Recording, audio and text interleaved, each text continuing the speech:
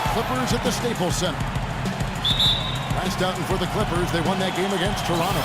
And there wasn't much question as to how that game was going to turn out. They absolutely put the hammer down. And Kevin, in that game, we saw a lot of sloppy play from the opposing offense. They coughed the ball up way too often. Yeah, and that did make things really easy, guys. Nice to get a win if you're on that side of it and not to have to work too hard for it. All fueled up and ready to go. Brought to you by Gatorade. Let's check out who's on the floor. So on the floor for Utah, Hayward 3 and Favors the 4. Pairing up in the backcourt, Trey Burke and Alec Burks. And it's Gobert in at center. Well, with the Jazz playing much better basketball coincided with the return of rookie point guard Trey Burke from injury. Despite the fact they would have wanted a higher pick, it's really kind of nice to see. Oh, how about that basketball, man? Wow. Wow, we're going to remember that one for a while. I know I will, Kevin. That was special. Oh, man, that was a circus dunk. On defense, the Clippers. Last time they met was in Utah where they beat the Jazz. It seemed like they hit every big shot they had in that game. Kevin, their offense was clicking, but really clutch in big moments. That's ideally the way you want it to unfold on the road, Steve. Don't even give the fans a chance to get into the game. Miller outside. Miller with another miss.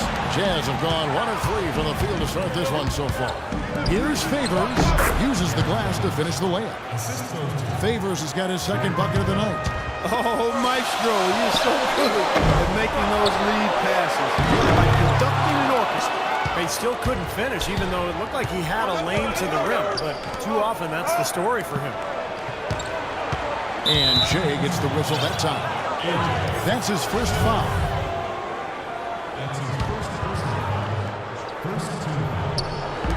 Utah with the ball. Paul with the steal. You got to be sure that you can get it there in time and crisply. Gobert pulls it in. You rarely see him missing dunks, but the defender was right in his face on that one, and it threw him off just enough. Burke kicks to Burks. It's good. The assist that time from Burke. Burks has got his first bucket of the game, and he's on the board for 3. Johnson attacking. Another miss by Johnson. The defense better not make a habit of giving him that shot. I mean, he doesn't miss many of them. Here's Burke. The Clippers grab the miss. Jordan's got 3 rebounds so far in the game. And here's Miller outside, and that one's good.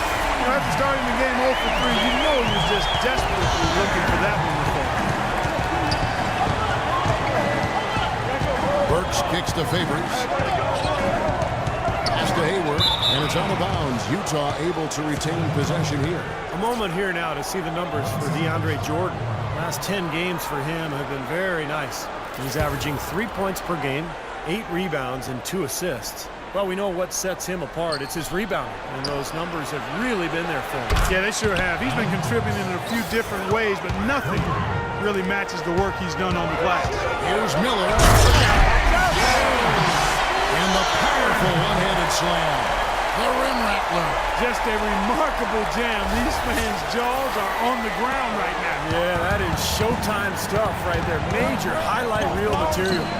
Nice shot by Gobert. Fantastic pass. He turned that one into a pretty easy basket for his teammate. Trey Burke, the National College Player of the Year as a sophomore at Michigan, led the Wolverines team to the 2013 national title game. Yeah, the guy's a winner. I mean, he won a state title in high school and then a national title with his AAU team before so much success in Michigan. That's what you love about him. Kicks to Favors.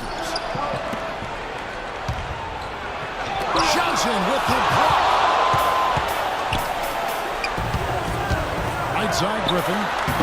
That misses off the backboard. And Trey Burke, coming out of Northland High School in Columbus, had not been a big-time recruit. Most scouts came to see his teammate at the time, Jared Sullivan. They soon learned about Alfonso Burke III, calling Trey. Way to play in attack mode and get inside. You know, if you're on defense and you're going to foul, make sure it's a good one. They did, preventing the and one. And you look at Burke, not the biggest or the most athletic, but he's mentally beyond his years. He compares his game to Chris Paul, and while he's not there yet, you see some similarities from the way he can orchestrate an offense and make good things happen for his team. These are the top distributors of the basketball for the last 10 games as shown on the 2K leaderboard. Number 1, Chris Paul. Boy, he's really done a nice job of looking for his teammates and getting them the ball on time and in rhythm. And it's resulted in more open looks for his team. And that's all good. Pulls up on the wing. Misses off the left iron. This quarter has not been his best. The defense may be starting to affect him a little bit. Griffin with the steal. He dishes it to Miller. Miller, right side. Paul passes to Griffin. Soft touch off the glass. Griffin's got his second basket of the night. I'll tell you what, the post play has been rock solid right off the bat. Well, that's the key to basketball. Get the ball inside, into the paint, either with a pass or with penetration. Burks kicks to Gobert. And taken away by Paul. And now here's Johnson, the fast break chance. Finishes the break with a slam. That is up-tempo basketball at its best. So much easier to operate in the open court when the steal triggers the break. Yeah, it really does allow your offense to flow better. When you can get out and run and get easy opportunities, then everybody gains confidence.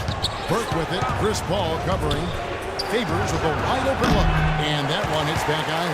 Now you can see why the defense is willing to let him take that shot. That's really not his range. Shots good by Miller. Miller's got his third basket of the night. They're getting on the roll inside. Their last 3 field goals have come from inside the paint area. The defense has to make an adjustment. They've got to string together some stops, or at the very least, try to force this team into some bad shots. And finished off by Griffin. That's not as easy as it made it look, guys. You've got to have some skills to pull that baby off. Well, he's got plenty of those skills necessary for him. Oh, you know it. The guy can climb the ladder, can't he? And a first time out of the game called for Utah. They're coming off that win against Philadelphia. Yeah, guys, it was just their night. It seemed like they hit every shot they looked at. Absolutely. It was just one of those games where the hot shooting of a couple of players eventually just infected everybody. Here's what the Clippers are going with right now. Cole Aldridge. He's checked in for Jordan. Pierce comes in for Blake Griffin. Lance Stephenson's checked in for Johnson. And it's Crawford in for Miller. I don't know how they're going to keep this pace up. Both teams on fire here early. And playing the game on rollerblades, too. And the jam by Jeremy Evans. I tell you what, you got to love his aggressiveness finishing inside like that. Well, his leaping ability, Clark, gives him a great advantage. And that's why they look to get him the ball around the rim. I mean, it feels like it's either a dunk or a foul and a couple of free throws every possession. Clippers started out as a good team last year, but they never seemed to be content with what they had. They added vet after vet as the season progressed. Really made some nice additions. Josh Smith, he's checked in for the Clippers. Jazz trail by 7. They double him with Stevenson. There's the pass to Hood. Feeds to Exum. He kicks to Booker. And now Stevenson. Oh! Right there. Wow, and that sort of showmanship is just deflating right now to a team trying Clark to get back into this game like this. Yeah, definitely a jam with emphasis. A big apostrophe or exclamation point. How about maybe even a question mark? Well, you know what the questions are about now? It's their defense, that's for sure. Booker. The short one's on the money. They have repeatedly probed inside in the first half, guys, and it's paid dividends. Yeah, it sure has, Clark. I mean, with as many points as they've gotten in the paint, they really haven't had to do much on the perimeter. 2 seconds separating the shot clock and game clock. Exum kicks to Hood. Pass to Exum. They shoot again, and he sinks the layup. Now just a 5-point Los Angeles lead. Late reaction from the defense, and he's always going to make good on that. Paul dishes to Stevenson. He got it up in time, but...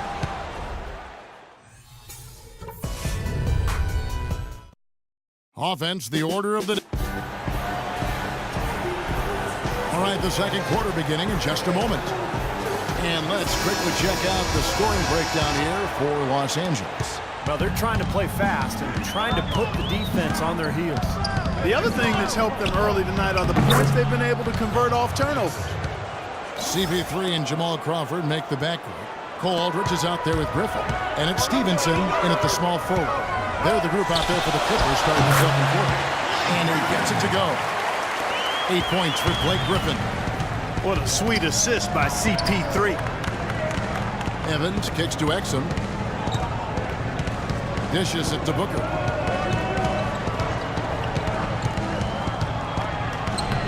Shot misses. Nice D from Griffin. Let's check out what Doris Burke has for us. Yes, gentlemen, Blake Griffin and Chris Paul, a historically great tandem. Blake has said, playing with CP has changed the way I play for the better. I want to play with guys who want to win like he does. And as for Chris Paul, he said, as you get older, you realize it's all about winning. And I think we both realize we need each other in order to do that. Kevin? Their relationship evolving over the years. Thanks, Doris. Exum kicks to Booker. To the inside. And he goes up strong with one hand and flushes it down. They'd love to get more of those, the easiest 2 points possible. And on a fierce finish. Yeah, and that's exactly how they're going to cut into the lead, Captain. Yeah, that's why they've got to tighten up their D. And I'd be surprised if the defense allows any more free runs to the hoop like that. You know, it's interesting. Chris Paul possessing great quickness, and yet his natural inclination is not to push the pace. He tends to prefer to operate in the half court, running the pick and roll. He feeds it to Griffin. Boom! He jams it straight down. Maybe could have tried for a more memorable dunk than that. And we know he's capable of those memorable dunks. But you know, they've got a nice lead. Don't take any chances. The simple one-hander is just fine. You talk about Paul's preference to play in the half. Blake Griffin and DeAndre Jordan Clark tend to flourish in the open floor. And to me, Kevin, it's really about finding that balance, the right balance. But a good sign for the Clippers has been Blake's development as a half-court offensive weapon. He's shooting it better, facing the basket, he's shooting it better with his back to the basket, and he's making his free throws at a high rate, so that lends itself to being a little more effective. Good observation. Good on the shot. Every time it gets scored on during this run, it's come from inside the paint. Now, you got to make a defensive adjustment here, Clark. Time to collapse inside, force the ball back out on the perimeter, make them beat you from long range. And Los Angeles with some changes. Jordan, he's checked in for Aldrich. Johnson comes in for Lance Stevenson. And Miller's subbed in for Jamal Crawford. Let's catch up with Doris from the sideline. Thanks, guys. I got a chance to hear what Quinn Snyder was saying to his team. He wants to see renewed effort from them on the offensive glass. He talked about the second chance points that are out there if they work for them. The second thing he talked about was working hard to get their shooters open. He wants them looking for those gaps on the perimeter and letting it fly whenever they find them. I'm sure Coach is hoping those changes turn the tide in this game and shrink the deficit before halftime. Back to you, Kevin. All right, Doris, thank you very much. It's stolen by Gobert. And Favors kicks to Burke. Nice pass. Led him to the rack perfectly for the layup. Really good example there of some fine interior passing before that basket. The 9-foot shot. And Griffin scores. The assist by Miller. Griffin's got the lead up to 11 now for the Clippers. Now, here's Burks. Covered by Miller. Here's Gobert. And the powerful one-handed slam. You know, he may lack grace, but his length makes up for it. He can still throw it down now. Well, you don't have to be a fantastic leaper when you're his size. Well, it's too bad because with a little more athleticism, can you imagine how dangerous he'd be underneath the boards? And he gets it to go. Gobert's got 8. And he's shaking off a poor first quarter shooting effort. He's really starting to turn it on now, guys. With floor spacing, Steve, more important than ever in today's NBA. Some have questioned the pairing of Griffin and Jordan in the Clipper front court. Well, I think it's worked out just fine. I think they could add a stretch forward behind those two guys and maybe mix him in during the rotations. But all in all, Griffin and Jordan have played awfully well together at both ends of the floor. Shot clock at 6. It's good. The assist that time from Burke. He's got 10. I don't think you can say enough about the quarter he's had. Every one of his attempts has gone down. Well, we've got a second, so we'll bring up a list of shooting guards that have been red hot at the free throw line over the past month. Well, you look at Miller, 4th in the league, and as consistent as they come at the free throw line. Yeah, this is a set of players that can drive and slash, hoping to draw contact, because if they can get to the bucket and the foul, it's an automatic.